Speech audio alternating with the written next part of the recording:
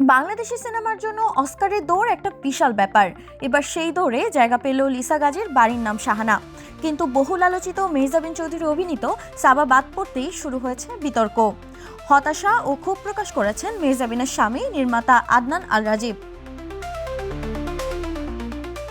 অস্কারের ৯৮তম আসরে বাংলাদেশের পক্ষ থেকে একমাত্র প্রতিনিধি হিসেবে মনোনীত হয়েছে বাড়ির নাম শাহানা। অস্কার বাংলাদেশ কমিটি এক সংবাদ সম্মেলনে আনুষ্ঠানিকভাবে ঘোষণা দেয় এই সিদ্ধান্তের। অথচ মাকসুদ হোসেন পরিচালিত সাবা, যা আন্তর্জাতিক অঙ্গনে প্রশংসা কুড়িয়েছে, সেটি তালিকায় জায়গা পায়নি। এ নিয়ে সামাজিক যোগাযোগ মাধ্যমে প্রতিক্রিয়া জানিয়ে রাজীব লেখেন, একটি সিনেমা যখন টরন্টো ইন্টারন্যাশনাল ফিল্ম ফেস্টিভ্যালে স্বীকৃতি পায় আর বাংলাদেশের কমিটি তাকে গুরুত্ব দেয় না, তা হতাশাজনক। বাড়ির নাম শাহানা ভালো ছবি হতে পারে, কিন্তু অস্কারের জন্য দেশের প্রতিনিধিত্বে সাবা নিঃসন্দেহে আরও শক্তিশালী নাম। তিনি আরও অভিযোগ করেন, দেশের কমিটিগুলো নীতিগতভাবে নয় বরং ব্যক্তিগত স্বার্থে সিদ্ধান্ত নেয়। এ কারণেই বাংলাদেশের সিনেমা এখনও বিশ্বমঞ্চে শক্ত অবস্থান তৈরি করতে পারেনি বলে মন্তব্য করেন তিনি।